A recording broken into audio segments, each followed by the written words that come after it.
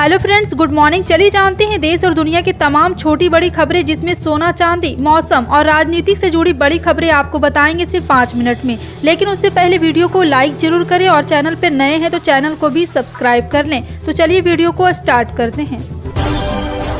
छत्तीसगढ़ में बीजेपी ने विधानसभा चुनाव के लिए अपना घोषणा पत्र जारी किया। घोषणा पत्र समिति के संयोजक विजय बघेल बोल ने बताया है कि ये 3 महीने में तैयार हुआ। 3 अगस्त से 3 नवंबर के बीच इसे तैयार किया गया है। इससे 35 सदस्य समाज के सभी वर्गों से राय ली गई। 2 लाख से ज्यादा सुझाव आए और केंद्रीय गृह मंत्री अमित शाह ने घोषणा पत्र यानी संकल्प पत्र का लोकार्पण किया। इसमें हर विवाहित महिला को हर साल 12,000 रुपये दिए जाएंगे। 18 लाख PM आवास योजना का घर, तेंदुपत्ता 5500 रुपये प्रति मानक बोरा में खरीदी और अतिरिक्त संग्रह करने वाले 4500 रुपये बोनस। आयुष्मान भारत योजना, इसके साथ 10 लाख रुपए तक हेल्थ स्कीम भी दिया जाएगा।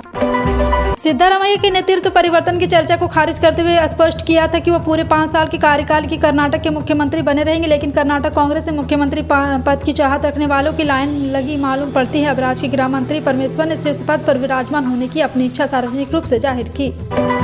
इजरायल फिलिस्तीन संगठन की जंग 7 अक्टूबर से चल रही। शुक्रवार को जंग का 28वां दिन है। इजरायल पर हमास के अलावा लेबनान का आतंकी संगठन हिजबुल्लाह और यमन का चरमपंथी संगठन हूती भी हमले कर रहा है। इस बीच शुक्रवार को इजरायल के F-35 फाइटर जेट ने पहला शिकार किया। इजरायल के F-35 फाइटर जेट ने दुश्मन के क्रूज मिसाइल को मार गिराया।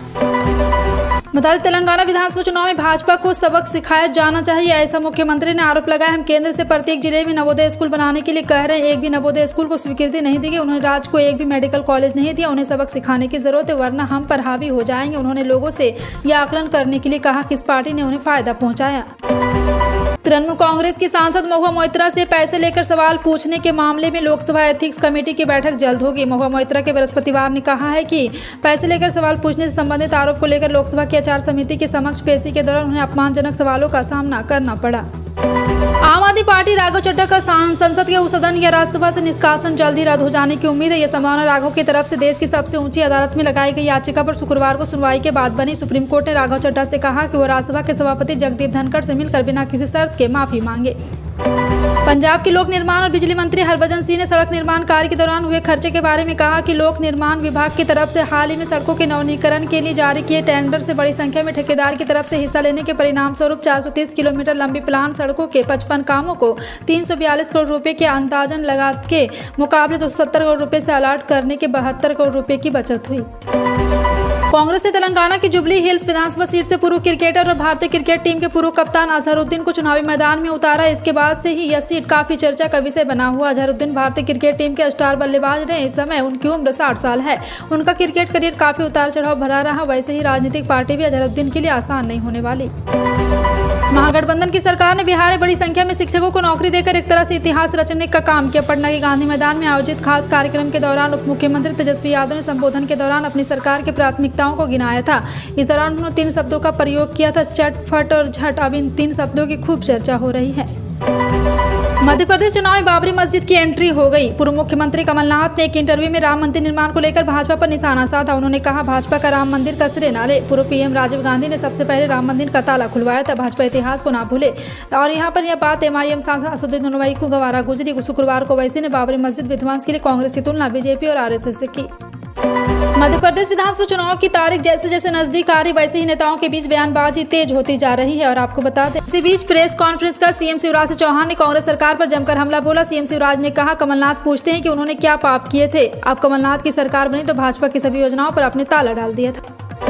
2000 रुपये नोट की रिजर्व बैंक ऑफ इंडिया यानी RBI लगातार जानकारी दे रहा है। साथ में ग्राहकों को कोई असुविधा ना हो उसके लिए भी इंतजाम हर दिन किए जा रहे हैं। एक बार फिर से हम नई जानकारी आपके लिए लेकर आए। दरअसल लोगों के बीच कंफ्यूजन है कि अगर डाक से 2000 रुपये का नोट बदल जाए तो क्या हाथों हाथ हमें पैसे दे दिए जाएंगे या फिर इसके लिए कुछ और प्रोसेस है। जी हाँ, दरअसल अगर आप RBI के कार्यालय ना जाकर इसे डाक 2000 का रूप बदलवाते तो नोट बदलवाते समय आपको पैसे अकाउंट की डिटेल डाक विभाग में देनी होगी।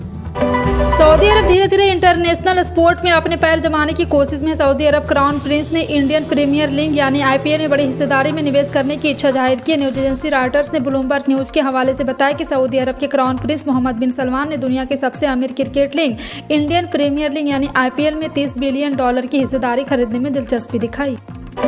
दिल्ली में शुक्रवार को वायु प्रदूषण लगभग अधिकतम स्तर पर पहुंच गया। राष्ट्रीय राजधानी जहरीली धुंध की मोटी परत से ढकी हुई, जो वार्षिक स्मॉग सीजन की शुरुआत के प्रतीक। दिल्ली में वायु गुणवत्ता शुक्रवार को गंभीर श्रेणी में पहुंच गई है।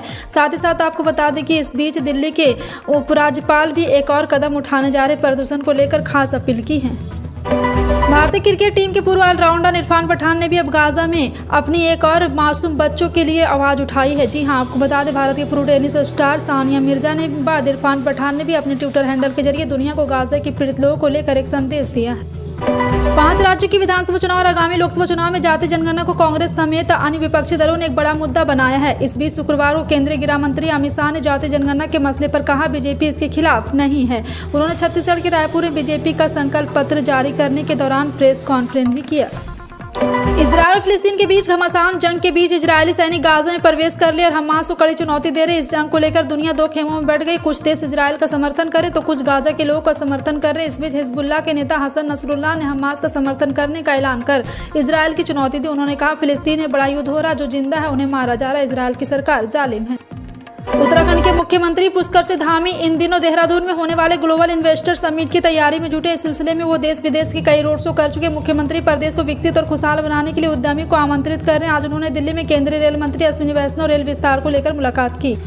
तेलंगाना विधानसभा चुनाव में वाईएसआर तेलंगाना पार्टी ने कांग्रेस को समर्थन देने का ऐलान किया। वाईएसआर तेलंगाना पार्टी के प्रमुख वाईएस शर्मिला ने शुक्रवार को पार्टी कार्यालय से यह ऐलान किया। आंध्र प्रदेश के मुख्यमंत्री वाईएस जगनमोहन रेड्डी की छोटी बहन शर्मिला ने कहा कि उनके समर्थन से वोटों का बंटवारा रुकेगा।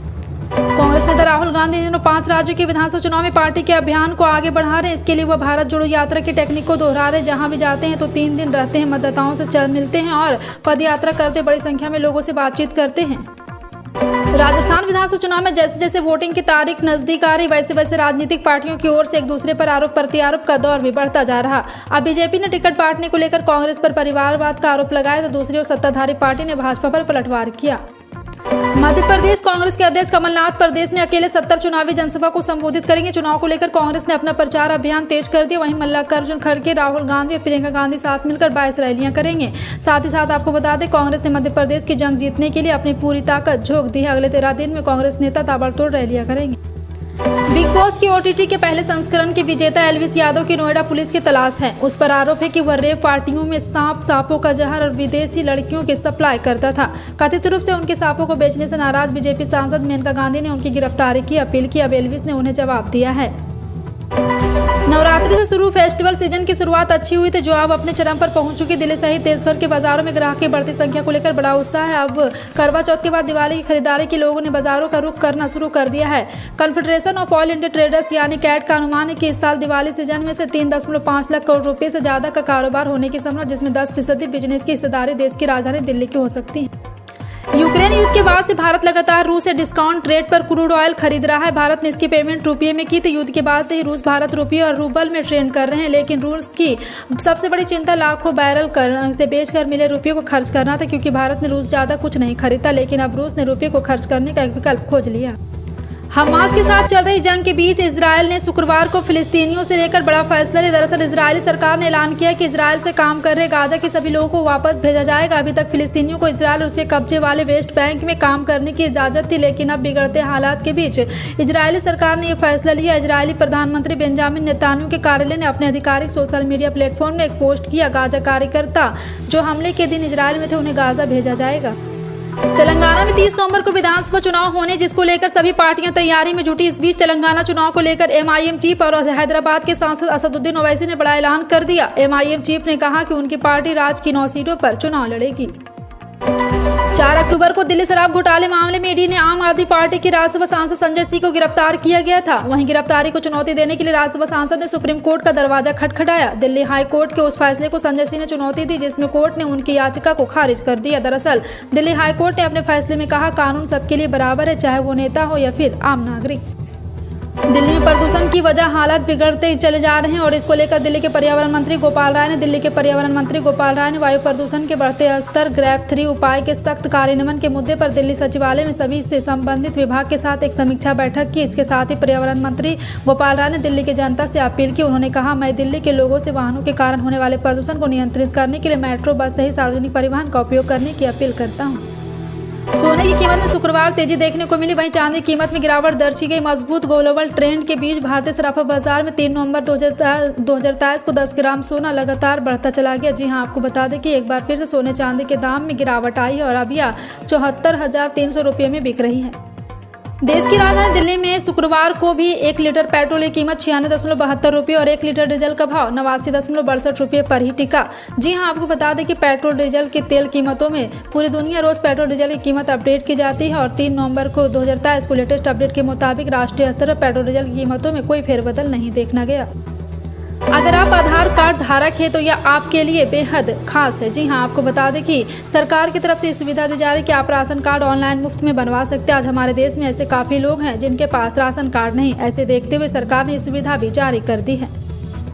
किसानों को खेती करते समय कई तरह की आर्थिक दिक्कतों का सामना करना पड़ता है। इसी को देखते हुए केंद्र सरकार प्रधानमंत्री किसान सम्मान निधि नामक एक बेहद खास और शानदार योजना संचालन किया। 6,000 रुपये की 3 किस्तों में 2-2 हज़ार रुपये दी जाती है। 14वीं किस्त का लाभ मिल चुका है और 15वीं किस्त के पैसों को जारी करने के लिए यहाँ पे इसी कड़ी में आज हम आपको खबर के माध्यम से बताते हैं कि किस तरह से देश भर में करोड़ों किसान प्रधानमंत्री किसान सम्मान निधि योजना की 12वीं किस्त का बेसब्री से इंतजार कर रहे हैं। मीडिया रिपोर्ट की माने तो सरकार दिवाली से पहले किसान सम्मान निधि योजना की 15वीं किस्त को जारी कर सकती है। फिलहाल आपका इन सभी खबरों पर क्या कहना है, कमेंट सेक्शन में टाइप करके जरूर बताएं।